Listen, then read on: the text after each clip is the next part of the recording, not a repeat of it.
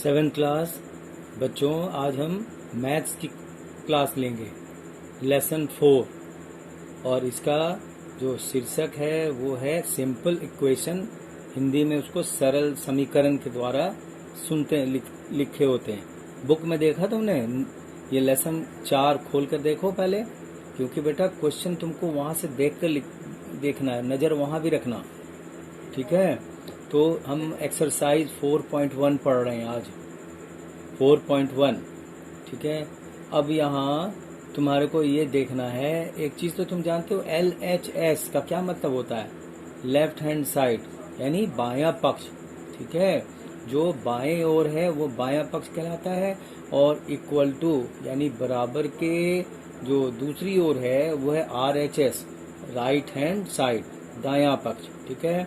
इनमें हमें जो अब आगे करना है, समीकरण में जो देखना है वो वैल्यू देखना है कि लेफ्ट हैंड साइड जो वैल्यू है वही अगर RHS में भी वैल्यू आती है, दोनों तरफ बराबर वैल्यू आ जाती है, तो उसका हल पूर्ण हो गया, पक्का हो गया, यानी संतुष्ट हो गए हम।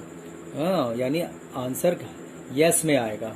और अगर दोनों ओर अलग अलग वैल्यू आ रही है तो वैल्यू उसकी जब अलग अलग है तो वहां वो नो आंसर होगा, मतलब आंसर यानी समीकरण संतुष्ट नहीं है। मतलब दोनों तरफ भाग देख लोगे, करने के बाद सॉल्व करोगे ना, तो दोनों तरफ एक जैसी वैल्यू नहीं आती है, तो इसका मतलब यह हल नहीं है, इसका सही नहीं है, ठीक है। बस इतना ही बताना, यस और नो। आपके पहले प्रश्न में दिया है समीकरण हल करके पूर्ण करो, तो बेटा आपके उसमें दिया है कि एक किनारे देखो, पहला क्वेश्चन देखो, पहला क्वेश्चन है समीकरण पहला x+3 = 0। इसके बाद के बगल वाले हिस्से में टेबल में क्या लिखा है? मूल्य, यानी वैल्यू, ठीक है। तो यहाँ पर x की वैल्यू क्या गिवन है? 3, ठीक है। तो इसमें बताना है कि यह समीकरण संतुष्ट करती है या नहीं करती है यह समीकरण, तो उसे सॉल्व करके लिखना है बेटा। ऐसा नहीं कि हाँ ना लिखकर बस निकल गए, ऐसा नहीं, तो फिर नंबर नहीं लगेंगे। यहाँ आपको x+3 है, इस चीज को मैंने आपको हल करके भी दिखाया है, मतलब सॉल्व करके दिखाया है। वो देखो इधर, x+3 = 0, यही प्रश्न जो है मैंने यहाँ लिखा है, x+3 = 0। तो अब ये जो x की वैल्यू गिवन है, दिया हुआ है प्रश्न में, देख रहे हो x = 3, इस वैल्यू को x की जगह पर डाल दो, तो देखो क्या हो रहा है, 3+3 = 0 है, यहाँ पे क्वेश्चन में ही पहले से है 0। तो अब क्या हो गया, 3+3 = 6 होगा, तो यहाँ 6 लिखा, और इस तरफ क्या है 0। तो देखो ये होना क्या चाहिए, लेफ्ट हैंड साइड, इधर वाली जो संख्या है वो लेफ्ट हैंड साइड है, और इधर वाली जो संख्या है वो राइट हैंड साइड है। दोनों तरफ अगर वैल्यू एक जैसी हो जाती तो हम कहते यह संतुष्ट है, लेकिन यहाँ दोनों नहीं है, अलग अलग वैल्यू दिखा रही है। Left hand side is not equal to 0, हाँ बेटा, left hand side is not equal to right hand side, यानी 6 बराबर नहीं है 0 के, तो यह उत्तर संतुष्ट है। इसी प्रकार से आपको करना है सारा। तो कुछ मैं 1-2 किया है बेटा। देखो तीसरे सवाल में आओ, x+3 = 0, ठीक है, लेकिन यहाँ मूल्य वैल्यू जो है वो -3 दिया, x की वैल्यू, तो वो वैल्यू तुम डालो यहाँ पे, तो मैंने डाला है यहाँ पे, देखो x की जगह पे -3 डाला, +3 = 0, तो ये माइनस और प्लस दोनों मिलकर 0 हो जाएंगे ना, कट जाते हैं, तो इधर 0 = इधर 0, तो left hand side = right hand side, इसलिए यह समान है, अर्थात हाँ उसका उत्तर होगा। ऊपर वाले का नहीं था, इसके हाँ है।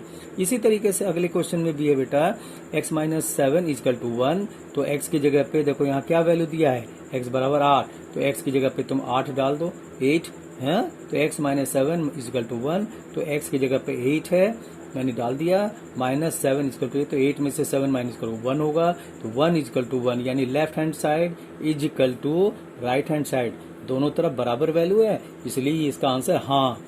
8वें प्रश्न पे हूँ बेटा, क्योंकि बीच बीच का जो सवाल है वो एक समान है, थोड़ा तुम करो, प्रैक्टिस करोगे तो हो जाएगा, कोई दिक्कत नहीं आएगी। 5x = 25, तो बेटा 5x की जगह पे x की वैल्यू यहाँ गिवन है -5, ठीक है, देख रहे हो यहाँ पे, हाँ, तो वहाँ 5 गुना करो, चिन्ह दिखाओ, दिखाया मैंने, और यहाँ x की जगह पे -5 लिखा है इक्वल टू 25। तो यहाँ 5 5 जा 25 होता है ना बेटा, और ये साइन माइनस के लगेंगे। हाँ, तो उधर भी क्या है 25 है, लेकिन वह प्लस के हैं, तो इधर -25 इधर +25, अर्थात left hand side is not equal to right hand side. तो यह इसके आंसर नहीं। ठीक है, अगले वाले में आओ। 11th जो सबसे आखिरी का है, 5/m/3 m/3 बराबर 2। ठीक है, ऐसे लिखा हुआ है, मैंने भी यहाँ प्रश्न में लिखा है, यहाँ पे देखो m/3 बराबर 2 है ना। हाँ, अब यहाँ मैंने देख लिया वैल्यू 6 है, तो m की वैल्यू 6 डाल दो, तो डाल दिया मैंने इधर। तो m की जगह पे 6/3 बराबर 2, नीचे ऊपर कट गए तो ऊपर 2 आ रहा है, इधर बराबर 2, तो इसलिए अतः left hand side equal to right hand side, अतः इसका उत्तर हाँ होगी। इसी प्रकार से हाँ ना तो है, लेकिन इसको आपको सॉल्व करते जाना है, तब जाकर आंसर लिखना है। तो इसमें से कोई 1 या 2 आता है पेपर में, बड़ा आसान है, देख लिया आपने। अगले क्वेश्चन को देखो। हाँ, ऊपर दिखाए गए विधि के अनुसार, बिल्कुल जैसे ऊपर हमने अभी किया है उसी पे है कुछ क्वेश्चन। देखो यहाँ पे थोड़ा उससे थोड़ा बड़ा है, क्या है देखो, क्वेश्चन नंबर 2 का 7 बुक में देखो, ढूंढो देखो, 7n + 15 = 19। हाँ, कहीं कहीं किसी बुक में बेटा मैंने गौर किया है, थोड़ा आंसर या क्वेश्चन थोड़े बदले हुए हैं, लेकिन उससे कुछ नहीं, नियम तो वही है। यहाँ देखो 7n + 15 = 19, किसी दूसरे बुक में 7n + 5 लिखा है, उससे कोई दिक्कत नहीं है बेटा, नंबर वैल्यू वही है। तो n की वैल्यू देखो यहाँ पर बगल में ब्रैकेट में दिया है n बराबर 1, तो ये 1 जो है उसे n की जगह स्थान पर डाल दो, तो 7 गुने 1 प्लस 15 = 19, इन दोनों को प्लस करो, 7 को 1 से गुना करोगे 7 ही आएगा, तो 7 और 15 मिलकर 19 होता है, 22 होता है, और यहाँ बराबर क्या है 19, तो 22 नहीं है बराबर 19 के, इसलिए left hand side is not equal to right hand side. अर्थात यह समीकरण का हल नहीं है ना बेटा, जैसे इससे पहले वाले में भी किया था नहीं नहीं, तो यहाँ आपको ऐसे करना है। ये थोड़े से एक स्टेप बढ़े हैं बस, और कुछ नहीं, तरीका नियम वही है। डी मैंने किया है, देखो ध्यान से, 4p - 3 = 13, तो p की वैल्यू यहाँ पे गिवन है, देखो दिया हुआ है p बराबर 1, तो मैंने क्या किया 4 × p - 3 = 13, तो p की वैल्यू यहाँ 1 है तो 1 डाल दिया और सॉल्व किया, तो 4 × 1 = 4 या -3 = 13, 4 में से 3 गया तो कितना हुआ 1, इज नॉट इक्वल टू 13। आना कितना चाहिए, या तो दोनों तरफ एक जैसा आना चाहिए था, लेकिन नहीं आया, इसलिए यह भी इसका समीकरण का हल नहीं है। अब बेटा ऐसे क्वेश्चन है, अगर और है तो उसको करना है प्रैक्टिस। क्वेश्चन नंबर 3 पे आओ। वो जो नियम है वो है ट्रायल और एरर विधि के द्वारा, ट्रायल एंड एरर यानी प्रयत्न एंड भूल की विधि के द्वारा करना है। इसमें होता क्या है देखो, कुछ नहीं, एक स्टेप बढ़ते हैं इसमें। देखो फिर 5p ये क्वेश्चन है, 5p + 2 = 17, ये आपका प्रश्न है ना। इसमें मैंने एक तरफ काटने का प्रयास किया है, तो जैसे देखो 5p तो है, +2 जो लिखा है, एक अगर मैंने इसी के साथ -2 कर दूं तो क्या होगा, प्लस माइनस माइनस कट जाएगा, नहीं कटेगा, +2 और -2 कट जाएंगे। तो यही चीज है यहाँ दोनों, लेकिन यहाँ एक तरफ नहीं लिखा जाता, दोनों साइड आप जो इस जगह पे नंबर लोगे वही नंबर दूसरी ओर इक्वल टू के इधर भी। तो 5p + 2, अब देखो अपनी तरफ से मैंने -2 लिया है और इधर भी 17 में -2 किया, दोनों तरफ एक जैसी वैल्यू, -2 इधर भी -2, ठीक है। मैंने यहाँ लिख दिया दोनों ओर -2 से घटाने पर माइनस होगा यहाँ पे, दोनों ओर -2 से घटाने पर, तो क्या हुआ बेटा +2 -2, ये दोनों कट के 0 हो जाते हैं। तो 5p = कितना होगा, 17 में से 2 15, तो p = क्या होगा, p बराबर ये 15 और ये 5 कहाँ आएगा, इसके नीचे आएगा, ऊपर नीचे देखो कट जाते हैं तो 3 आता है। p की वैल्यू कितनी आई 3, ये 3 की वैल्यू अब हम जांच के रूप में p के स्थान पर डालेंगे, तो ये p बराबर 3 आया ना, इस 3 को हम p की जगह पे लिखेंगे, तो 5p + 2 = 17, तो 5 गुने p की जगह 3 लिखो +2 = 17, देखो 5 3 जा 15 प्लस 2 प्लस 17, देखो दोनों ओर क्या आया 17 17 आगे नहीं आया, left hand side is equal to right hand side. यहाँ ये समीकरण हल है, यही इसका लिखना है। इस प्रकार से आप आगे भी जो प्रश्न है उनको आप करो अपनी तरफ से। प्रश्न 4, निम्नलिखित कथनों को समीकरण में लिखना है बेटा। तो समीकरण में तो प्रश्न क्या लिखा आएगा आपको, लिखा आएगा हिंदी में सेंटेंस है, संख्याओं x और 4 का योग 9 है। संख्याओं x, संख्या क्या है x, और 4 का योग 9 है। तो बेटा यहाँ ये x कर दो और योग बोला इसलिए बीच में मैंने प्लस डाल दिया और 4 यहाँ डाला, तो x प्लस 4 इजकल टू 9, ठीक है ना। तो ये इसको बार बार पढ़ोगे देखोगे बिल्कुल आसान है। x में क्या करना है, प्लस करना है, तो x प्लस 4 इजकल टू 9। तो यहाँ से बस इतना ही लिखना ही है, इसको केवल अंक के शब्दों में लिखना है। ये हिंदी में सेंटेंस है लिखा हुआ वाक्य, और इसको आपको संख्या में लिखना है। अगले वाले में अब मैं थोड़ा फास्ट चल रहा हूँ। y में 2 घटाने पर 8 प्राप्त होते हैं, तो क्या है सीधा आंसर y माइनस 2, घटाना बोला है ना तो इसलिए -2, y माइनस 2 इजकल टू 8, ये इसका आंसर हो गया। तीसरे अगले वाले थर्ड क्वेश्चन ले रहा हूँ मैं। a का 10 गुना 70 है, a का 10 गुना, तो a इंटू a 10 गुना है ना बेटा, तो a इंटू 10 या 10 इंटू a जैसा चाहो, इजकल टू 70 आंसर हो गया। t का 5वां क्वेश्चन, t का 3/4 15 है, तो 3/4 का मतलब 3/4, तो 3/4 को t से गुना करोगे ना बेटा, तो 3t/4 लिखो, या नहीं तो 3/4 है ना, 3/4 गुने t बराबर 15, ये इसका आंसर है और ऐसे लिखा जाता है। अगले में लाओ, एक संख्या x की चौथाई ऋण 4 आपको 4 देता है। फिर से ये 7वां क्वेश्चन है, ध्यान से बुक में देखो। तो x की चौथाई, तो x की चौथाई मतलब x/4 आ गया, -4 इसलिए कि यहाँ ऋण लिखा ना, ऋण मतलब घटाना, माइनस, तो -4 आपको कितना देता है, बराबर 4, ये हो गया आंसर। अगले में आ जाओ, 9th क्वेश्चन, यदि आप z के 1/3 या 1/3 में 3 जोड़ें तो आपको 30 प्राप्त होगा। तो बेटा z के 1/3, 1/3, 1/3 का मतलब 1/3, और उसको जब तुम z के साथ गुना करोगे तो z 1 से गुना होकर क्या होगा, z/3, तो 1/3 का मतलब हो गया z/3, और +3 जोड़े, देखो यहाँ 3 जोड़ो तो +3 इजकल टू आंसर लिखना है 30, हो गया कंप्लीट। ये बस ऐसे लिखना है। अगला क्वेश्चन बेटा, अब तुमको सेंटेंस बनाने हैं, तो लिखना क्या है, देखो समीकरण के कथन के रूप में लिखो। तो यहाँ क्वेश्चन तुम्हारा दिया है y + 4 इजकल टू 15, तो y + 4 इजकल टू 15 को लिखा कैसे मैंने, जैसे वो पहले लिखा हुआ था ना बुक में, अगले क्वेश्चन में जैसा था वैसे लिखा। देखो संख्या p और 4 का योग, p + 4 हुआ, योग मतलब प्लस, तो संख्या p और 4 इजकल टू 15, यही लिखना है उत्तर आपको।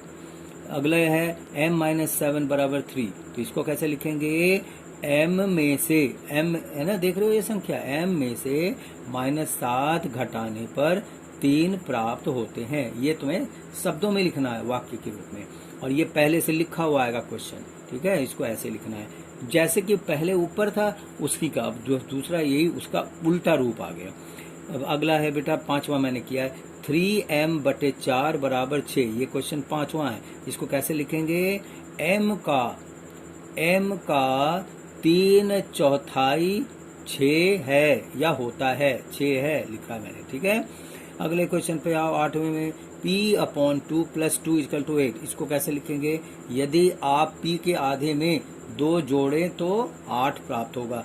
आधे कैसे लिखते हैं, आधे को हम 1/2 लिखते हैं ना, तो 1 के जगह पे p आ गया, p/2 है तो इसी लिखा है, p के आधे में 2 जोड़ो तो 8 होते हैं। समीकरण के हल करो। अब अगला क्वेश्चन है बेटा, क्वेश्चन नंबर 6, इरफान कहता है कि उसके पास परमीत के पास जितने कंचे हैं 5 गुने से 7 अधिक कंचे हैं, उनके 5 गुने से 7 अधिक कंचे हैं। इरफान के पास 37 कंचे हैं, तो परमीत के कंचों को बताओ कितना को मानो, तो क्या मानेंगे बेटा, परिमित के कंचे जो है m है, ठीक है, पता नहीं है तो ये मान के चलेंगे।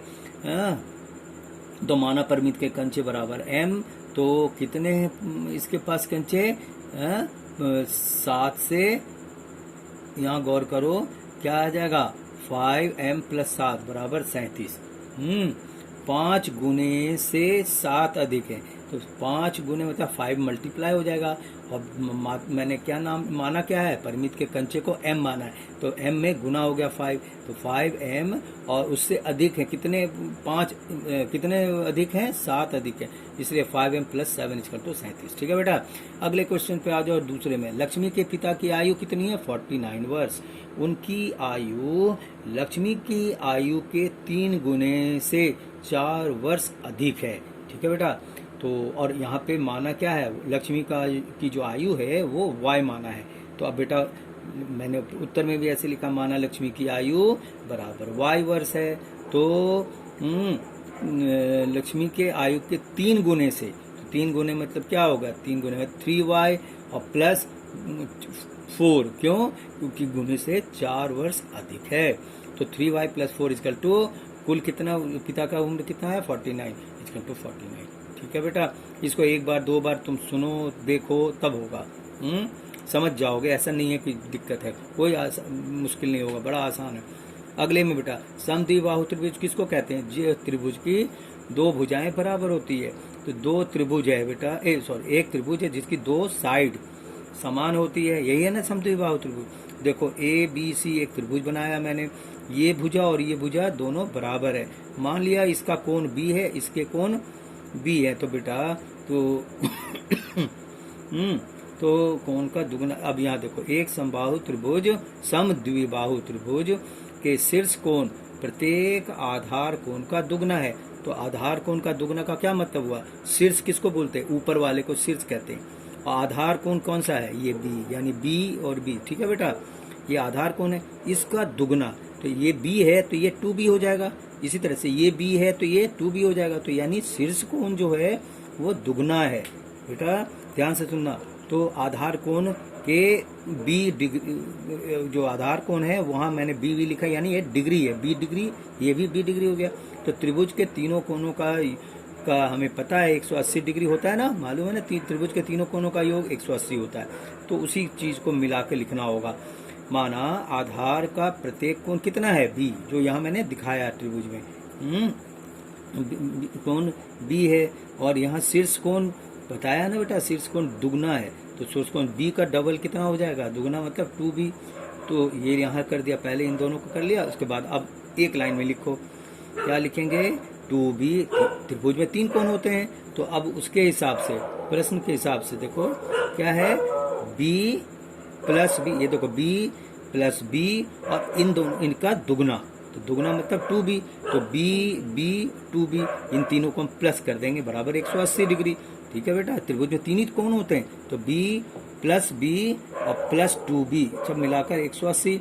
तो अब इनको देखो तो टोटल कितना होता है, B 4B = 180। ये इसका आंसर हुआ, ये यहाँ पे खत्म हुआ ये एक्सरसाइज। हाँ बेटा, और इसी तरीके का बेटा अगला भी एक्सरसाइज है, वो कोशिश करो अपने आप करने का घर पे। ठीक है बेटा, खूब करो प्रैक्टिस, करो कॉपी में।